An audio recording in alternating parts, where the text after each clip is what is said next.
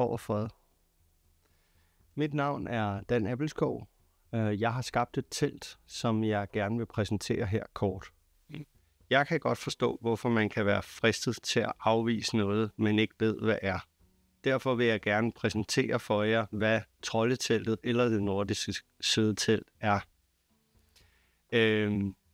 Hvis det accepteres, så vil det være på et sagligt grundlag. Hvis det afvises, så vil det også være på et sagligt grundlag, og jeg vil derefter kontinuerligt kunne begynde at argumentere for, hvorfor at det bør være tilladt. Jeg har nu været autodidakt historieformidler siden 2017 og har brugt de sidste 3 år på at skabe det her telt.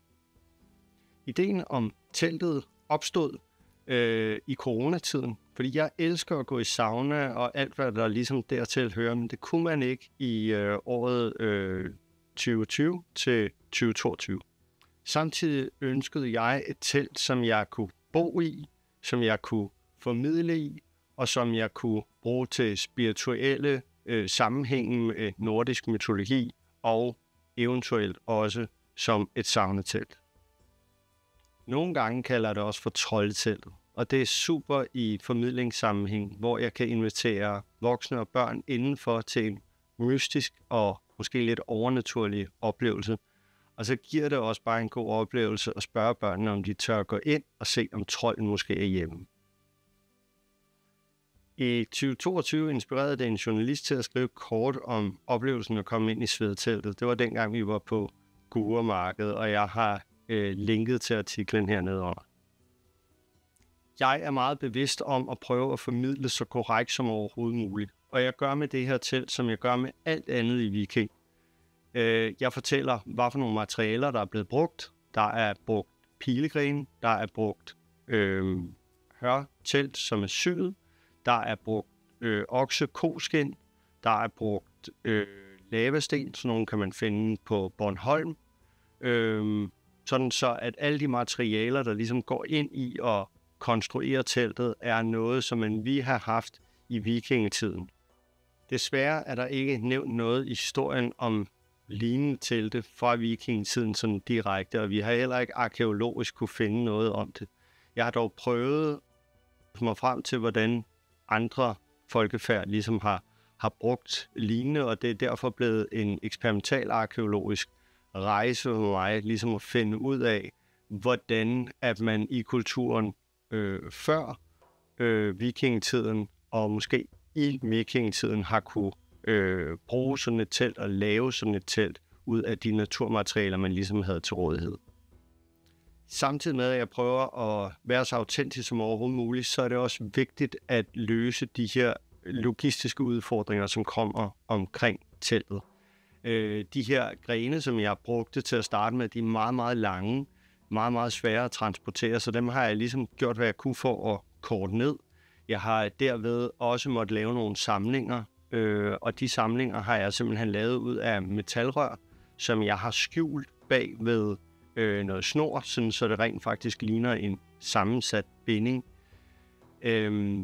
Udover det, så har jeg ligesom prøvet at lave samlingerne rundt om så autentisk som muligt. Dog er det meget udfordrende igen, fordi grenene ikke kan være så lange. Så derfor har jeg brugt stænger til almindelige moderne telt. De er lavet ud af glasfiber til at styrke rundt om i teltet. Der er dog muligheder, hvad angår det, hvis det er, at man på jeres marked ønsker, at det skal fremstå fuldstændig autentisk, så vil jeg bruge de stænger til at, når jeg slår teltet op, fordi så går det nemlig hurtigere for op. Det kan tage mange timer at slå sådan et telt op, hvis man ikke ved, hvordan man gør.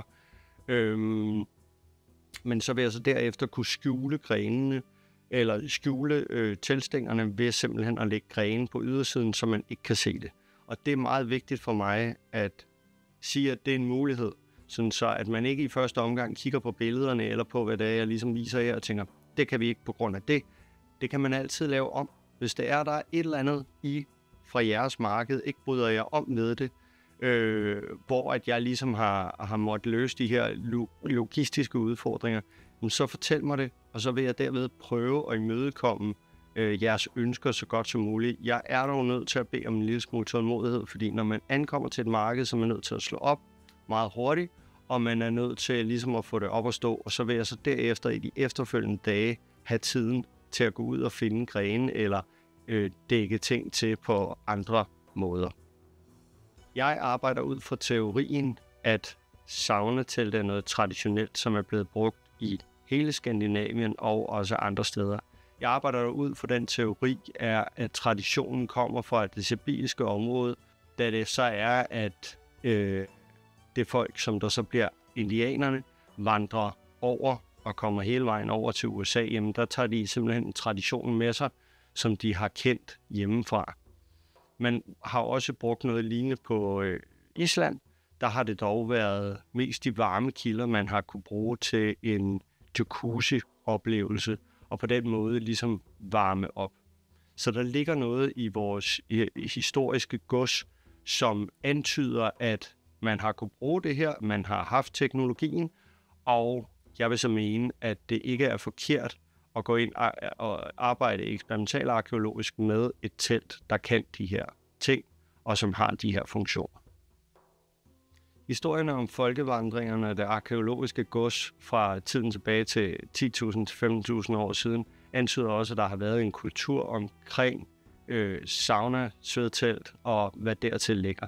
Jeg har fundet nogle artikler herom, som jeg har linket til.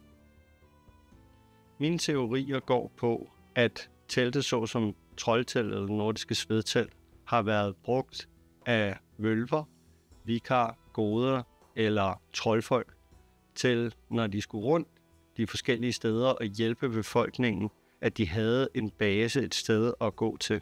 Man kan selvfølgelig tænke, og det er måske også nærliggende, at de ligesom er blevet budt velkommen de forskellige steder, men har de haft store områder, som de skulle rejse ud i, og steder at være, så har det måske været tænkeligt, at de har haft deres eget telt med, og et sted, hvor folk de ligesom kunne få lov til at komme til. Min teori går også på, at det arbejde, som de har udført, ikke kun har været for de allerøverste. Min teori er måske mere, at vølver og goder og så videre måske har stammet fra de lavere folkeslag eller de lavere sociale lag, og på grund af deres evner har de ligesom haft muligheden for at rejse sig op igennem systemet og få et bedre liv, end det de ellers kom fra. Derfor er det ikke totalt umuligt i tankegangen at forestille sig, at de har haft et følge med måske nogle slaver eller nogle folk, der har vi følge dem, måske nogle lærlinge. Måske har et troldetelt i virkeligheden været et lærlingetelt, hvor at den store gode ligesom har kunne passe sit arbejde for de høje, og så har en gode eller en vølve eller en troldkarl i lære kunne bruge et sådan lignende telt til sit arbejde. I min jagt på at være så autentisk som overhovedet muligt, har jeg også spurgt ind til, hvordan det er med de telte, der på nuværende tidspunkt bliver brugt på de forskellige markeder rundt i landet. Det jeg er kommet frem til, og det jeg har ligesom fået at vide og kunne undersøge mig til, er, at de fleste telte, for eksempel sakstelte eller A-rammetelte, kommer meget tæt op på middelaldertiden, og faktisk er oppe i middelaldertiden, i hvert fald saksteltene er meget blevet brugt i middelaldertiden. Og at det i realiteten ikke vides med A-rammetelte, om det har været brugt som stativ til at tørre fisk med, eller om det har været et telt, og at de stofprøver, man ligesom har kunne finde, eller de stofstykker, man har kunne finde, om man ikke ved, om det er til tøj, eller til det ene eller det andet, osv. Vi ved jo dog, at de har haft store sejl på skibene, så vi ved, at de har haft mulighed for at lave stof, uld og hør og så videre i meget store slag, meget store sejl. Derved er det jo ikke totalt udelukkende at tænke, at de også har brugt dem i telte. Og det giver rigtig god mening, men vi ved det ikke. Vi har måttet bruge lidt fantasi for simpelthen at kunne få det ind, og det er så blevet accepteret på de forskellige markeder. Jeg kan godt forstå, hvordan at det at introducere et troldetelt eller et nordisk svedtelt er at presse konvolutten lidt, fordi den ligesom tager ens tankegods ind i en helt anden tidsalder, eller hvordan det ledes. Men derfor ligger der også et stort arbejde for mig i rent faktisk at formidle det på den måde, som jeg har tænkt mig at gøre. Det er den måde, som jeg ligesom prøver at præsentere for jer, så I ligesom ved, hvad det er, at jeg går ind med, og hvordan jeg fortæller om det. Jeg vil gerne give en meget kort præsentation af, hvordan det her telt sættes op. Og der er blevet brugt oceaner af timer på at finde ud af, hvordan man kunne gøre det logistisk bedst, samtidig med, at man gerne vil være autentisk. Så det starter simpelthen med en pløk i jorden, hvor man tager en 1,5 meter snor og kører rundt om og sætter 9 pløkker rundt om. Så tager jeg en snor, som jeg har specielt lavet, som sikrer, at pløkkerne er de rigtige steder i forhold til det hørtelt, der skal over. Derved så sætter jeg snoren rundt, og så sætter jeg pløkkerne de rigtige steder ud for sådan nogle små markeringer, der er. Så skal den ligesom af, og så skal der pinde på hele vejen rundt. Der skal også lægges et koskind ud, som jeg ligesom har lavet rundt om, er syet sammen med 4 koskind, som ligesom danner bunden. Så tager jeg en top, som jeg har lavet, enten en af læder, som forbinder sammen med nogle grene, eller en af et stykke birketræ, som jeg har lavet et lille hul i. Så sætter jeg de her kulfiberpinde igennem huller, som jeg har lavet i de her samlingspinde, hele vejen rundt og kører rundt med det, indtil det ligesom er samlet. Det har jeg brugt den her 1,5 meter reb til at spænde det ned, fordi det, der giver teltet den styrke, det er simpelthen pindene, de vil gerne vende ud af.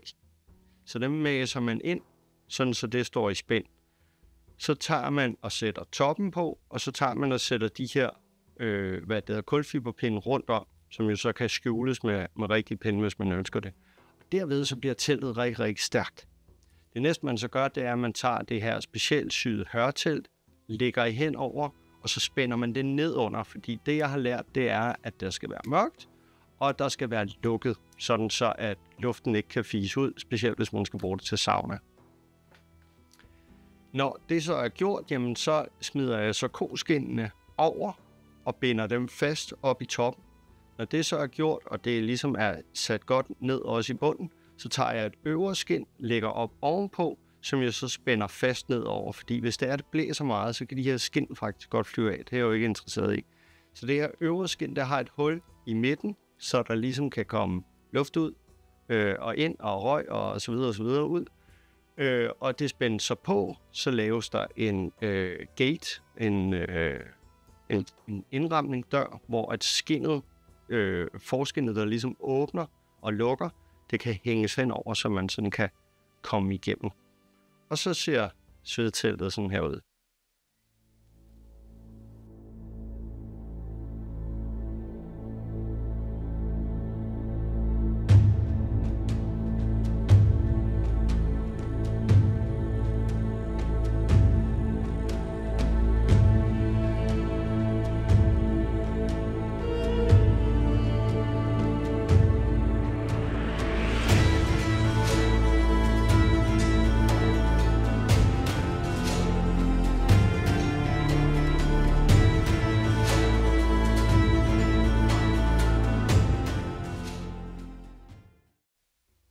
Udover at troldeteltet, det nordiske svedtelt, er en god oplevelse for turisterne, så har jeg faktisk ikke primært skabt teltet for turisterne.